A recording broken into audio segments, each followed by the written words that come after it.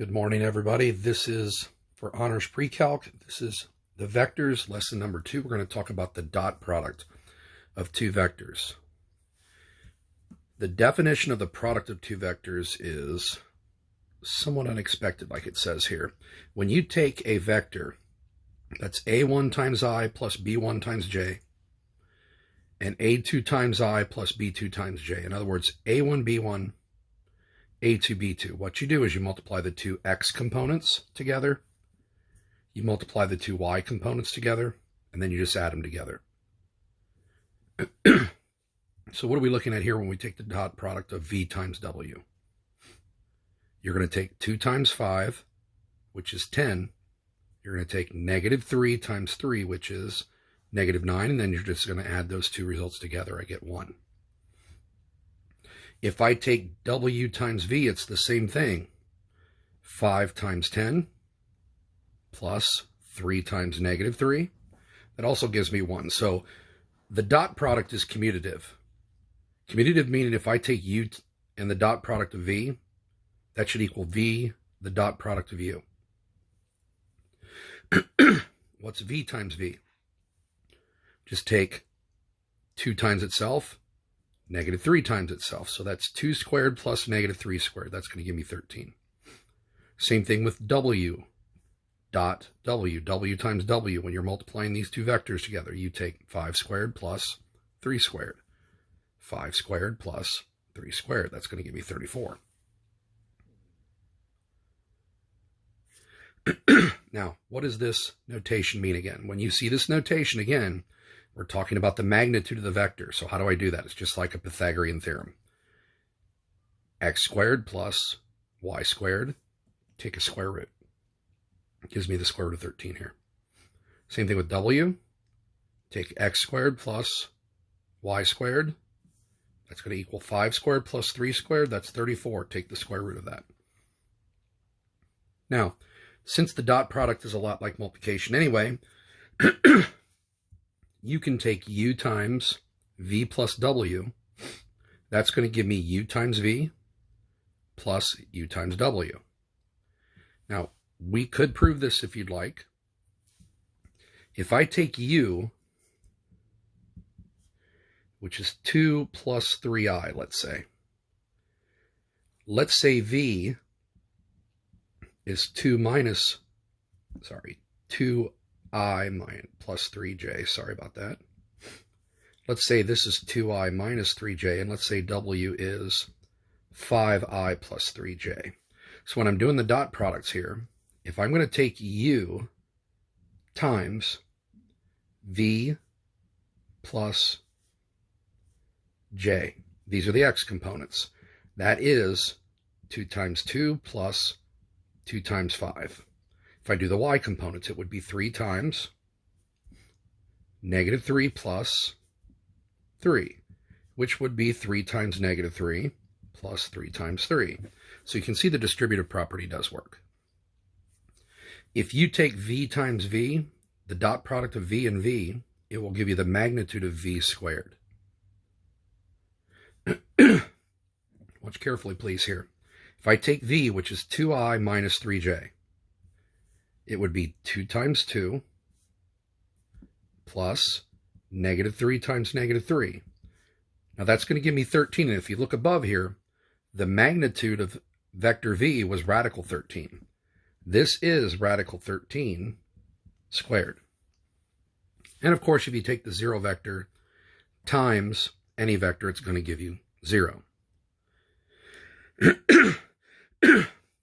Now, how do I find the angle between two vectors? If u and v are two non-zero vectors, again, non-zero, and the angles between 0 and pi, between 0 and 180, then u and v, you can find the angle between those two vectors by taking cosine of the angle. It's going to equal the dot product of the two vectors over the product of the two magnitudes. Let's show you on this next page how that's going to work. So to find the angle, first thing you need to do is you need to find the dot product of these two vectors, 4i minus 3j plus 2i plus 5j. Now, what do those look like on a graph? U is going to be right 4, down 3. From origin to that point, that's the vector u.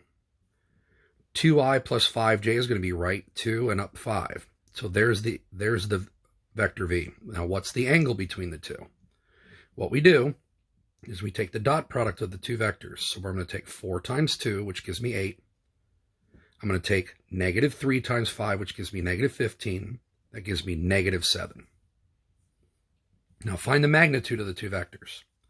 U, you're going to take 4 squared plus 3 squared. That's 25. Square root of 25 is 5. Same thing with the magnitude of v. 2 squared plus 5 squared. That's 29, so it's the square root of 29. So doing some trig here again.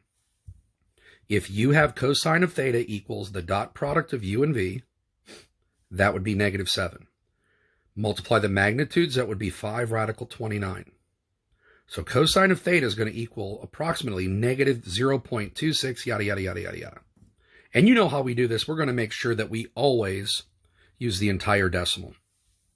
So now, inverse cosine, if you remember when we talked about inverse trig functions, the domain of inverse cosine, okay, it is 0 to pi, or 0 degrees to 180 degrees. So we're always going to be able to find that angle between 0 and 180.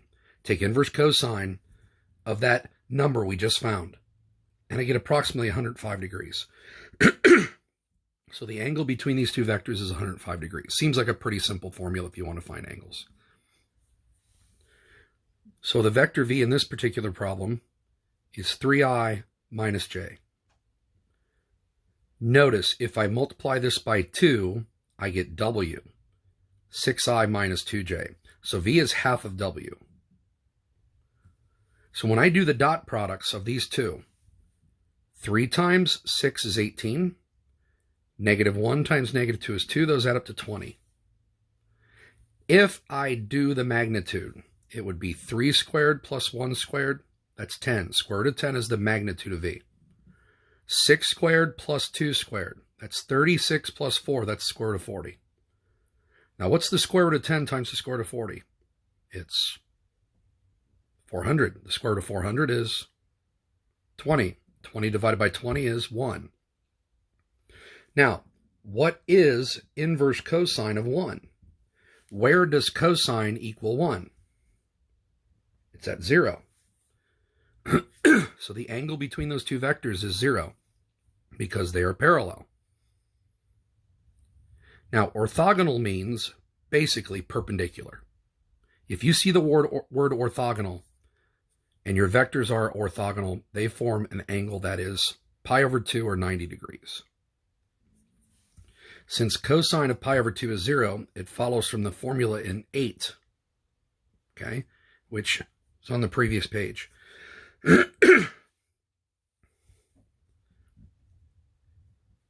That if v and w are orthogonal, then v times w should equal 0. Because the bottom of that formula can't be 0. If you look at this formula right here, the bottom can't be 0 or it's undefined. And cosine is always defined. So what we need to do here is the dot product is equal to 0. Okay? Then this whole thing would equal 0. And inverse cosine of 0 would be pi over 2. That's what makes the vectors orthogonal. So if you have perpendicular vectors, their dot product is going to be 0. Take a look at this picture at the bottom of the page here. We have two vectors here. V is 2i minus j over 2 down 1. That has a slope of basically negative 1/2. Now, if you look at 3i plus 6j, that's up 6 and over 3. That's a slope of 2. If you have a slope of 2 and you have a slope of negative 1/2, those are perpendicular. They are orthogonal. Why? Because if I take 2 times 3, I'm going to get 6. If I take negative 1 times 6, I'm going to get negative 6. Those add up to 0. And we said if the dot product is 0, I've got orthogonal vectors or perpendicular vectors.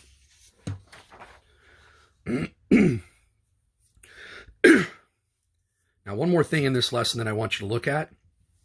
If v and w are two non-zero vectors, the vector projection of V onto W is V1 equals the dot product of the two vectors over the magnitude of W squared times W. This will all come out to be a number times W. Okay?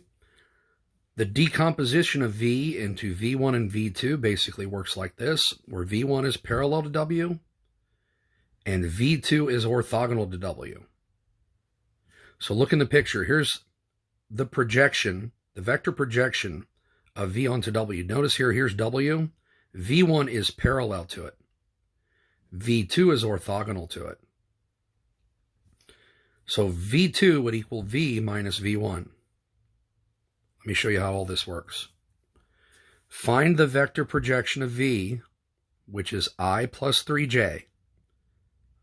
I plus 3j V, okay, it's going to be right 1 and up 3. Okay, these are jumping by 2s in this picture. So right 1, 1, 2, 3. There's that vector. W is I plus j. Over 1, up 1. That blue vector I right there is I plus j. We're going to decompose V into two component vectors, V1 and V2. Now just follow the formulas up above. How do I find V1?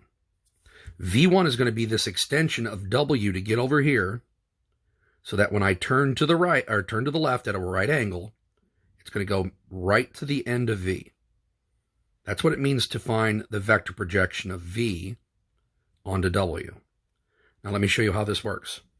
V1, this vector right here, you have to take the dot product of the two vectors. How do I do that?